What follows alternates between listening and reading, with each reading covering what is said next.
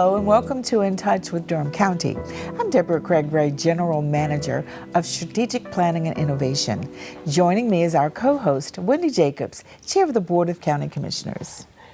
Thank you, Deborah. We use this show to help inform our citizens about the wonderful services and programs that are provided by Durham County Government.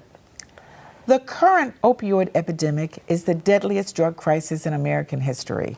Recently, Durham County hosted a leadership forum on substance abuse at our Health and Human Services building.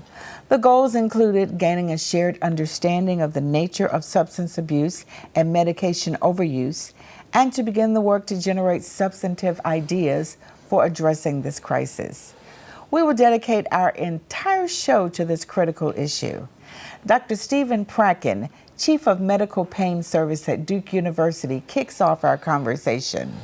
In segment 2, we'll hear from Dr. Arlene Sena, Durham County Public Health Medical Director, and Dr. Vera Reinstein, Alliance Behavioral Healthcare, as we continue to explore this issue. Chair Jacobs, let's begin our conversation. Well, thank you, Dr. Prakken, for being with us here today. And every community is experiencing challenges right now with substance abuse and medication misuse. And we know this is affecting people from all backgrounds and all parts of our community.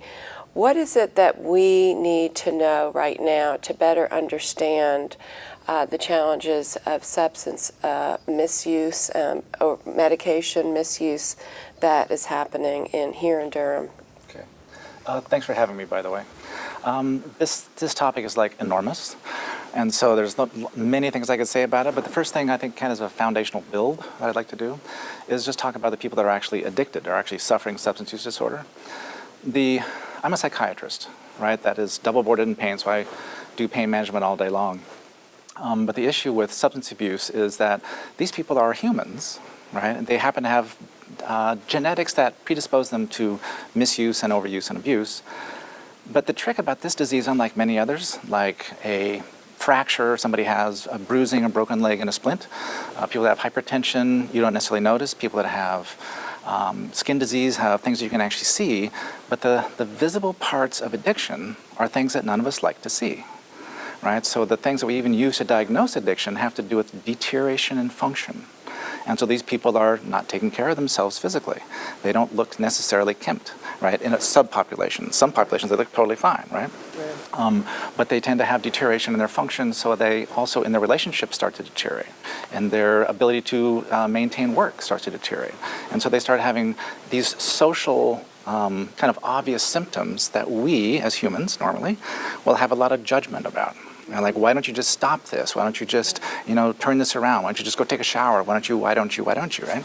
And there's all this assumption, very human-based again, that these people should be able to change. When the reality is it's a disease process that is a neurochemical event in the brain, right? That is genetically driven, like I said, that doesn't change easily at all. And that's a problem. And so we have, in psychiatry, we call it countertransference. How I feel about you when I don't know you, right? And I have kind of not a clear sense of who you really are, but because of who I am, I'll fill in all those empty spaces with things that I believe and feel, right? And it's going to be, oh my gosh, look at that person. They do this and they do that, and they're not doing this and that. They must be, right? And that all goes up in your brain. When the reality is they're having a totally different experience, and they're trying to maintain some kind of integrity, even trying to have their bodies not betray them to the substance or betray them to the withdrawal, and they're trying to do anything they can, sometimes in a primitive way, and we don't like to see primitive, right? And so then we're going to have all this judgment and feel like they just need to be locked up or kicked out, but the reality is that is the presence of the disease. And if people could start understanding, in some ways, someplace in their brain, their heart, wherever you'd like to talk about it, that these people, again, have just a disease process. And what you're seeing, these things that scare you, that make you worried, that make you irritated and upset, is the manifestation of the disease. And as soon as you get to that point, you can start going, oh, right, I don't have to be afraid of it, right? I can actually start trying to treat it or identify it and help them, not necessarily buy into what they're doing, because that's part of it too, but know that they actually suffer a disease. Right. So I really appreciate the perspective that you're giving us, which is, about the stigma and about how some of the kind of innate reactions that people have and our kind of biases about it. So it becomes, all of our problem, right? Yes. And how we, as a society and as a community, are going to respond. So what you're saying is the first step, we have to recognize this is a disease.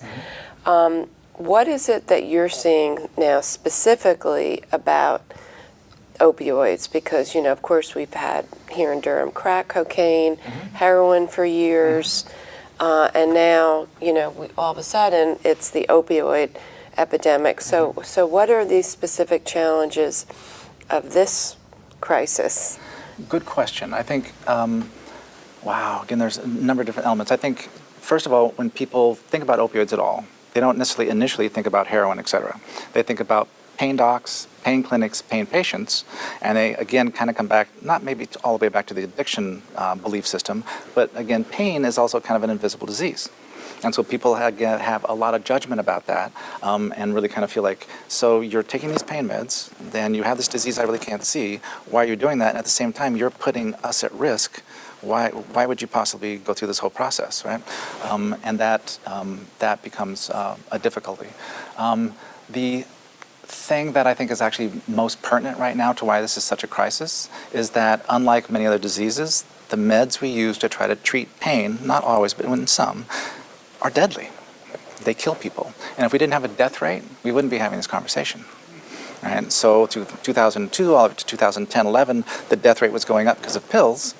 And since 2012-13, the death rate's been going up because of heroin and fentanyl. And so we have this kind of overlapping event where, why are we treating all the pain patients, the death rate's going up? Well, our use of medications and how many people that we write large scripts for and the number of scripts, it's been dropping since 2011-12. And the death rate continues to go up, primarily because now heroin and fentanyl has stepped into that space, and that is what's killing people. And so we have 18,000 deaths a year from pills, 35 to 40 in climbing deaths a year from heroin and fentanyl. And so the opiate crisis, even though potentially starting with pills, we need to take responsibility for that, is now perpetuated by heroin and fentanyl. And that's the part also we need to be clear about. Let's try not to undo all the things we might be able to do for pain patients, knowing that the real problem is still more the street at this point. So you're highlighting for us again the complexity of this. It's very complex. And that we need the pain medications for the people that are in pain. But now we have the street heroin and fentanyl. And maybe you could explain for our listeners what are you talking about when you refer to fentanyl? So the issue about heroin and fentanyl, I think people have heard about this some, kind of from the news, et cetera, but to be a little bit clear, again, for many years it was primarily pills that were really the primary problem. And again, about 2010, 11, 12, things started changing. Part of that was because about 8, 9, 10, where the heroin comes from is Central America. In Europe, it comes from Afghanistan, right? From here, and for the United States, it's from Central America. We started growing our own marijuana in the factories of California and Washington and Oregon, et cetera. Didn't need to have them grow their crops anymore, right? But those people still had children to raise. They had to have income. They weren't trying to be bad people. They were offered to say, could you raise this crop? If you raise this crop, we will pay for it. And so they started growing enormous amounts of opium. Right? And because of that increase in opium, there's just market forces that since that time, opium production and opium availability, heroin availability in the United States has gone up enormously. Mm-hmm. And not only has it gone up as an amount, right? It's actually gone up in strength. 15, 20 years ago, heroin was 20% pure. And now heroin is 85, 90, 95% pure. Mm-hmm. Yeah. Exactly. Mm-hmm. So you don't have to inject it anymore, right? You can put a little bit between cheek and gum. You can sniff it off the bar. Right? It is a totally different world. And if that wasn't enough, we started finding that fentanyl, was a very incredibly powerful opioid that we use in patches in the operating room, et cetera, started being produced outside the pharmaceutical companies. And I call that a bathtub drug. Right? So it became a bathtub drug and sold in the United States in tons of amounts. Right? And they would mix the fentanyl with the heroin. And that makes the heroin even more potent. Right? And that becomes then also unpredictable in terms of how much potency there is in any one injection that any single heroin or addict would use. And so suddenly the death rate started going enormously up because of this combination of incredibly potent opiates. And that has continued to be the problem. Even in the middle of 2017, we don't have the numbers for this yet, but the rate of death in North Carolina had continued to increase substantially, even with all the scripts and everything going down. Yeah, what are some of the myths and misconceptions about this situation? The one that I like to talk about a lot that people are a little bit shocked by, right, is the accurate statement from federal data that the total amount of addiction in the United States has not changed since the Civil War. All right? It hasn't changed. Is that true? That's true. I remember you saying that at the conference. The total amount of addiction has not changed. Now, have the cones inside of addiction changed some? And for a period of time, did it look like heroin use and initiation was increasing? It had, but not fourfold times, not times four like the death rate has, right? It has gone up some, and it started to drop back down in the last 2-3 years again. Right? So actually the number of people initiating heroin, the number of people initiating play inside of opioids, the number of people initiating misuse has continued to drop, and the death rate has continued to go up. Right? And so people are surprised by level of addiction hasn't gone up. You know, it's like, no, so what is it exactly? So what is it? Yeah. So we need to not just offload this and say, well, you know, we'll just do this over here, it'll take care of the problem. I'm not sure it's going to take care of the problem, but the other truth I really want to reinforce, only 10% of the people that are addicted get treatment. We're getting millions of dollars in the system. Please keep the millions of dollars coming in the system. Please treat the addiction. Right? Please don't take your eye off that ball, but in addition, it may not do exactly what you think is going to happen in the community. So do people need to stay in Durham to get treatment, or do they need to go out of Durham? Good question. There's numerous facilities in Durham, and there's places outside of Durham. It really kind of depends, I think, on people's desire. But there's numerous facilities in Durham, and you can find that through the addiction groups in the area. You can find it through public health services. You can find it through the social worker. You can find it from your docs at the hospital. There's lots of different places, and that ranges from 3 to 5 day treatment to 30-day to 1 year treatment. Kind of, what do you feel like you need? What can you do? And that there's services. The problem is there's no money to pay for it that's not inexpensive, and we need to have systems and insurance systems and state-supported systems to help people, which are incredibly cost-effective. Right? Getting people treated is incredibly cost-effective. Yeah. Well, clearly this is a very complex issue, not just impacting our community, but the whole country. It is. And again, we thank you so much for being with us at the conference, and of course for being with us today to share what is really going on and what the steps we might start to think about to begin to make a difference and move the needle. So we're looking forward to trying to get you back at another time, and we want to thank you so much for what you're doing in our community. Yeah, thank you. Absolutely, and we hope you'll be part of our future plan and task force to help us come up with a plan for Durham County. I'd be happy to. Thank you so much. Thank you, Dr. Prakken. We're going to take a short break, and when we return, we will continue our conversation. Stay with us. Heard about the scarecrow who won an award? He was outstanding in his field.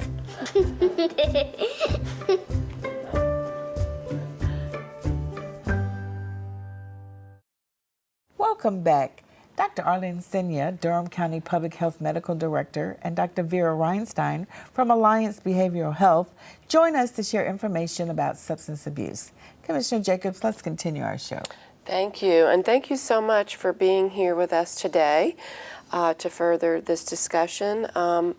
We had a forum just last week, a Durham County Leadership Forum on substance abuse and medication misuse.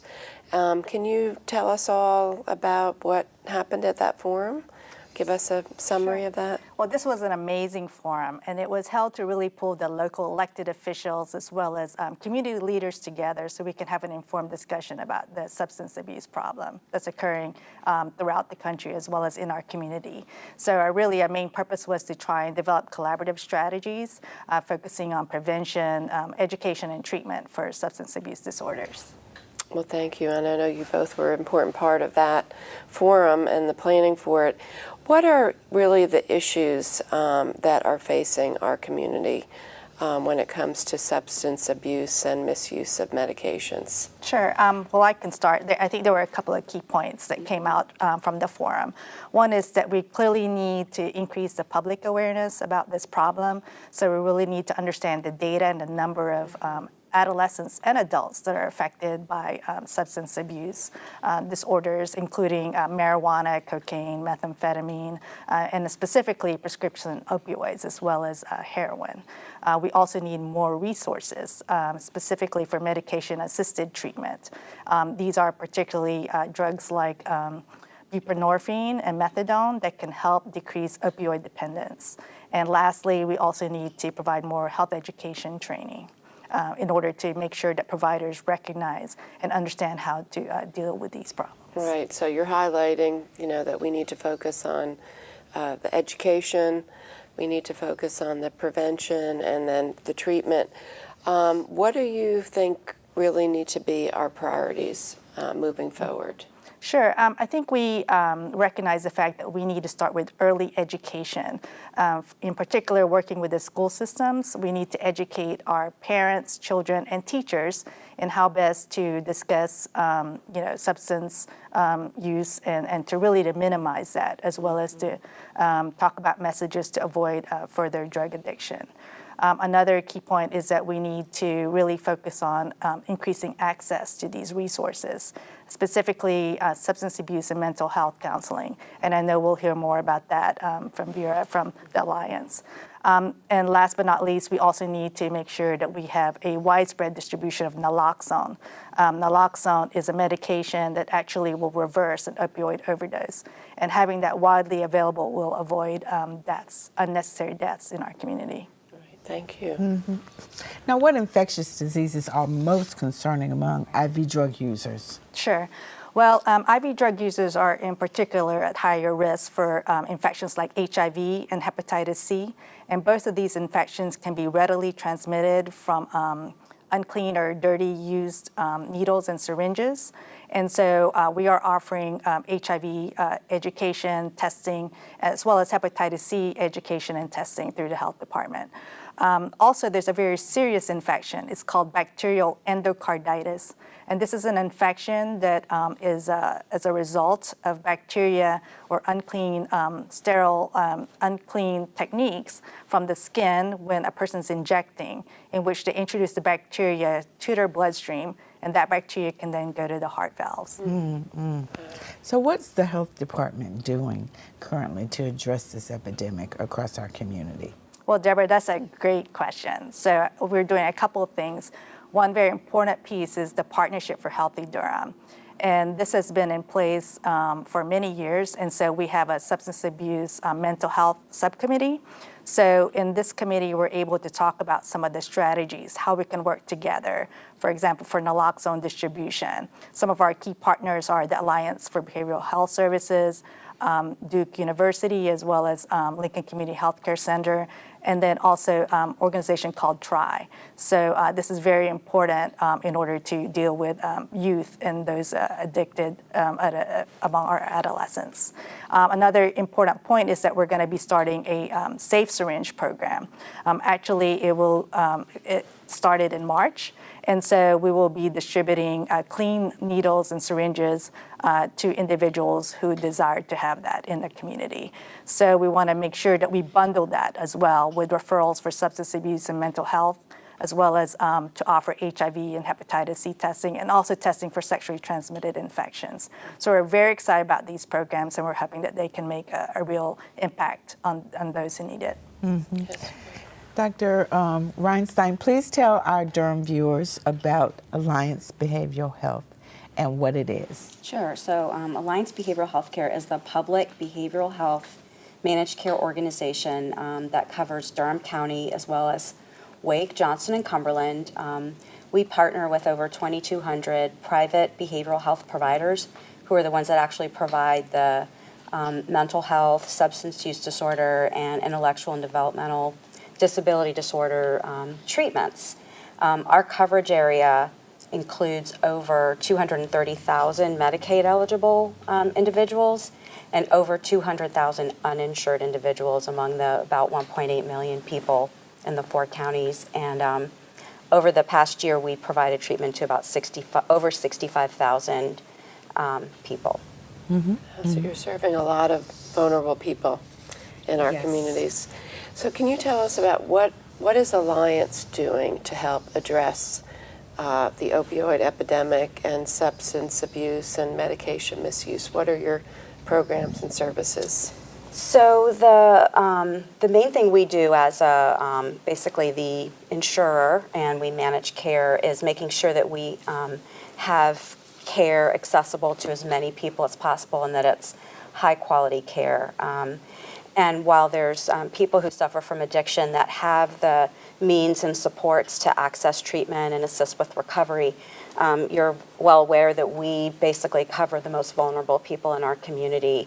And unfortunately, because of the limited funding, the need for treatment far exceeds the availability. So Alliance Behavioral Healthcare is just one part of this community-wide and system-wide response. But we're working with our community partners. We're trying to identify barriers to treatment for both providers and patients. We've expanded before the state was able to distribute naloxone. We were working with harm reduction and purchased naloxone to be distributed to really the most vulnerable people in our community, so that they would have naloxone to save their lives and hopefully give them another chance for recovery. So you mentioned, not having enough funding for the treatment. What are other barriers that you are seeing related to responding to the opioid epidemic and just general, the substance abuse and medication misuse in our community? It probably goes back to funding, but the biggest issue, I think, is stigma around substance use disorders and even with mental health, and that we don't get the same amount of funding. And then obviously in the state we haven't expanded Medicaid, so that we basically don't have enough resources for the appropriate treatments. Right. Wow. Well, and can you tell us about what you all are doing related to prevention efforts? What are some of the things that Alliance can do for people? Sure. I'd like to quickly mention what the treatments are and then Sure. go into the prevention, Okay. if that's okay. But Yeah. for the available treatments, I'd like everybody to know that medication-assisted treatment, which was just mentioned, is really an evidence-based treatment. It helps people recover from addiction. It reduces relapse rates, especially compared to abstinence. It prevents overdose deaths, reduces HIV and hepatitis C transmission and infection, and uses medications, one of which is methadone, that has been around since a long time, has been used since the 70s. The methadone or methadone clinics or opioid treatment programs are federally licensed and regulated clinics, and they also use buprenorphine as well as naltrexone. For some patients, there's a newer option called office-based opioid therapy. And instead of going to a clinic every day, they basically can just be seen in their doctor's office. Initially, it might be every day or a couple of days, but then it could be monthly. And there they get buprenorphine, or more commonly known as Suboxone. And more recently, there's a newer once-a-month naltrexone injection as well. And providers can access this treatment. Basically, they just need to do an 8-hour training and get a special license, and it's available. Other treatments that are in the community, there's intensive day programming, substance abuse intensive outpatient and substance abuse comprehensive outpatient. There are residential programs. There are crisis services, facility-based crisis, and non-hospital detox. I'm very proud to say that Durham has the first behavioral health urgent care in the state, and that's at Carolina Outreach, so that's a support. Peer support is another service that we're using, and this is where individuals who have lived experience with addiction, but they're in recovery, they're used as a guide to help others towards their path to recovery, and this can be a very powerful tool for some. And really the key is with addiction for us to remember that it's a chronic brain disease. Some people might need treatment for a while or even lifelong, and it can relapse just like any other chronic disease, but relapse doesn't mean that the treatment doesn't work. It just means that this is a chronic disease. Yeah, we've got about a minute left. Now, I know you all just did a new website. Just very quickly, give us a few little highlights from the website. Sure. So the website is called alliancefораction.org, and it was released to basically allow everybody in the community to be aware of the resources that are out there, and that there are things that we can all do to make a difference.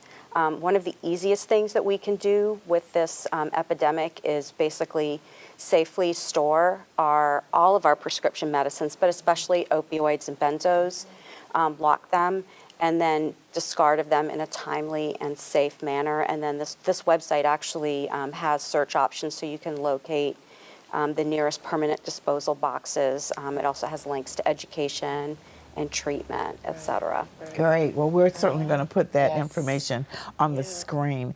And Dr. Sena, please give us a couple of phone numbers that are appropriate that people can use to get help. Sure. Well, there's 2 phone numbers that people can contact through the health department. So one is our pharmacy, 919-560-7632. And so individuals can contact us for naloxone. It's all free, and we're providing the kits as well for the Safe Syringe program. So for family members, friends, or people who are actually using drugs, please feel free to come and access our services through the pharmacy, but we're also providing this distribution through our health education division. So that's the second number, 919-560-7760.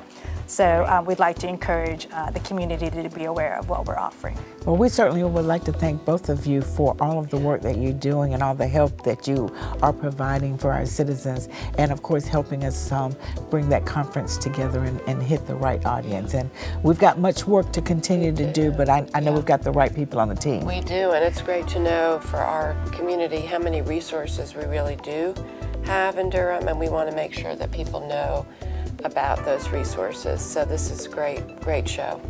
Yes. Well, we'd like to thank you all for watching, and we'll see you next time on In Touch with Durham County. Have a good day.